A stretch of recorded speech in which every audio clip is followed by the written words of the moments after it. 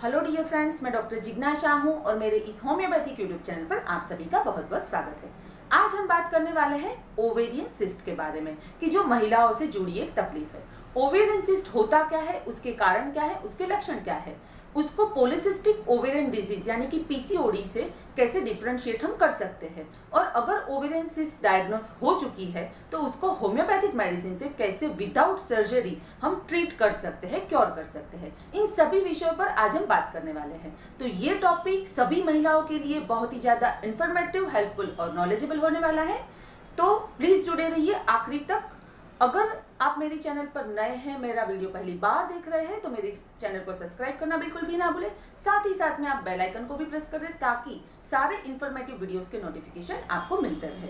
तो फ्रेंड्स, ज्यादा बातें ना करते शुरू करते हैं ओवेरियन सिस्ट। ओवेरियन सिस्ट क्या होता है? तो ओवेरियन सिस्ट ओवरी यानी कि महिलाओं में जो अंडा बनाने वाली जो ग्लैंड होती है उसमें होती है, उसमें पानी के जैसी एक गठान होती है, उसको ओवेरियन सिस्ट बोलते हैं। उसके दो टाइप होते हैं। सिंपल ओवेरियन सिस्ट के दो टाइप होते हैं, फॉलिकुलर सिस्ट और कॉर्पस ल्यूटियम सिस्ट। तो वो कैसे बनती है और दिक्कत कहाँ पे आती है तो ये सिस्ट बन जाती है, ये बात करते हैं। महिलाओं की साइकिल को मतलब पीरियड को हम 3 पार्ट में डिवाइड करते हैं कि जैसे फर्स्ट 14 डेज में छोटे छोटे अंडे में से बड़ा अंडा बनता है और जो फॉलिकल होता है उसमें जो ओवम होता है वो मैच्योर होता है।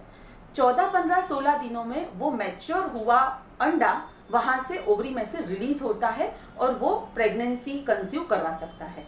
और अगर प्रेगनेंसी कंसीव नहीं होती है या करना नहीं चाहते हैं तो 16 दिनों के बाद बॉडी में ऐसे चेंजेस होते हैं कि पीरियड आने की शुरुआत मतलब तैयारी हो जाती है। तो ये नॉर्मल बात होती है। तो दिक्कत कहाँ पे आती है कि जो फर्स्ट 14 डेज में अंडा तो बनता है पर प्रचुर मात्रा में, इनफ क्वांटिटी में अगर इस्ट्रोजन ना हो कि जो महिला का हार्मोन है, तो फॉलिकल में जो इस्ट्रोजन बराबर नहीं होता है, प्रॉपर अमाउंट में नहीं होता है, तो पिट्यूटरी ग्लैंड जो ब्रेन में होती है उसको संदेशा नहीं पहुंचता है। अगर इनफ क्वांटिटी में इस्ट्रोजन होता है तो पिट्यूटरी ग्लैंड में संदेशा जाता है और वो वहां से एलएच मतलब ल्यूटिनाइजिंग हार्मोन नाम का हार्मोन रिलीज करती है।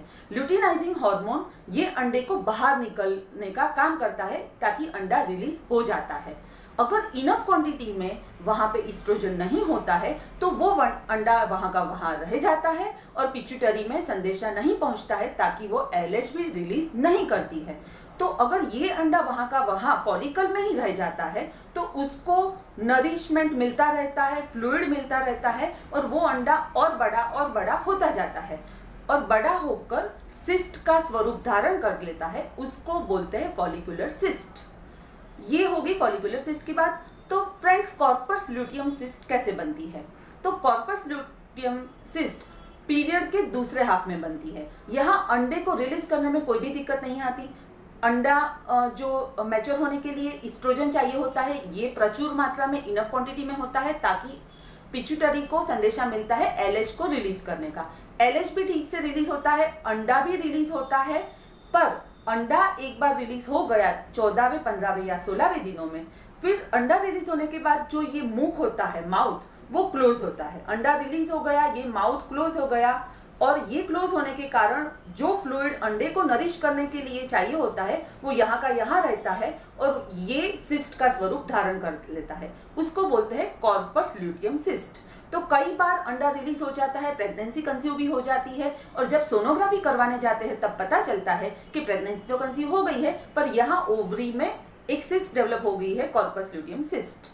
तो ये दोनों टाइप की जो सिस्ट होती है ये सेल्फ रिजॉल्व भी हो सकती है, अपने आप भी कई बार क्योर हो जाती है, उसके कोई सिम्टम्स भी नहीं होते हैं, पर कई बार ये अपने आप क्योर नहीं होती है और बहुत ज्यादा सिम्टम्स क्रिएट करती है। तो ये जो दोनों सिस्ट होती है वो कौन से सिम्टम क्रिएट कर सकती है? तो इनके जो लक्षण होते हैं उसमें इरेग्युलर मेंसेस मतलब पीरियड का इरेग्युलर होना। कई महिलाओं में 15-15 दिन में पीरियड आ जाता है, कई महिलाओं में 2-2, 3-3 मंथ तक पीरियड डिले होता रहता है। तो ये एक बहुत बड़ा लक्षण फॉलिकुलर सिस्ट या कॉर्पस ल्यूटियम सिस्ट में पाया जाता है। दूसरा लक्षण है कि बहुत पेन मिलता है ब्रेस्ट में, ब्रेस्ट टेंडरनेस, ये उसका दूसरा लक्षण है। कई महिलाओं में एब्डोमिनल पेन भी मिलता है और कई महिलाओं में पेनफुल इंटरकोर्स यानी कि रिलेशन रखने में पेन होता है। तो ये सारे लक्षण होते हैं ओवेरियन सिस्ट के। ओवेरियन सिस्ट और पॉलीसिस्टिक ओवेरियन डिजीज में बहुत फर्क है। पॉलीसिस्टिक ओवेरियन डिजीज के मैंने बहुत वीडियो बनाए हैं, मेरे 9 to 10 वीडियोस ये चैनल पर है, आप चैनल पर जाकर देख सकते हैं। पर आज मैं आपको थोड़ा समझा देती हूँ कि पॉलीसिस्टिक ओवेरियन डिजीज क्या होता है। पॉलीसिस्टिक ओवेरियन डिजीज में फीमेल हार्मोन कम होने लगते हैं और मेल हार्मोन की जो बाहर का हार्मोन है वो बहुत ज्यादा हो जाता है। तो बहुत हार्मोनल इम्बैलेंस होता है और बाहर का हार्मोन बहुत ज्यादा होता है, फीमेल हार्मोन कम होता है, तो उसको ट्रीट करना बहुत डिफिकल्ट है, क्योंकि उसमें दोनों तरीके का हार्मोन बैलेंस करना है कि फीमेल हार्मोन को बढ़ाना है और मेल हार्मोन को कम करना है। तो उसको ट्रीट करने में टाइम लगता है। ये क्योरेबल तो है, पर होम्योपैथी से बहुत अच्छे क्योर उसके मिलते हैं, पर उसमें टाइम ज्यादा लगता है। क्योंकि ये ओवेरियन सिस्ट होता है वो क्योर करने में आसान है, क्योंकि खुद के ही हार्मोन में परेशानी है और गड़बड़ी है, तो ये 2-3 महीने में आराम से ट्रीट हो जाता है, रिजोल्व हो जाता है। तो उसको कैसे ट्रीट किया जाए, कौन कौन सी होम्योपैथिक मेडिसिन है कि जो ओवेरियन सिस्ट को कम्प्लीटली क्योर कर सकती है। तो होम्योपैथी में एक बहुत अच्छी मेडिसिन है थूजा 1000। थूजा अगर 1000 पोटेंसी यानी कि 1 m पोटेंसी में डेली लिया जाए तो कोई भी तरह का ये सिस्टिक ग्रोथ होता है या कोई भी ग्रोथ है उसको वो रिजोल्व कर देती है। दूसरी मेडिसिन है ओफोरिनम 30। ओफोरिनम 30 या 3x पोटेंसी में भी आप ले सकते हैं, 5-5 गोली 3 बार।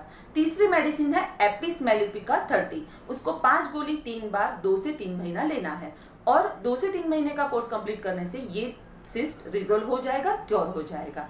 होम्योपैथी में प्रकृति का अभ्यास करना जरूरी होता है, तो मेरा ये सजेशन होगा कि अगर ओवेरियन सिस्ट है तो कोई भी अच्छे होम्योपैथिक डॉक्टर के पास जाकर अपना शारीरिक और मानसिक दोनों तरीके का लक्षण आप डिस्क्राइब करेंगे, देंगे, तो जड़ से ये डिजीज क्योर होगा और आपको प्रकृति अनुसार दवाई मिल जाएगी। तो वापस से ये डिजीज रिकरेंट ये सिस्ट नहीं होगा। तो ये थी फ्रेंड्स ओवेरियन सिस्ट के बारे में जानकारी। आशा रखती हूँ आपको ये सेशन बहुत ज्यादा पसंद आया होगा और मिलती हूँ अगले सेशन में। तब तक के लिए धन्यवाद। Thanks a lot.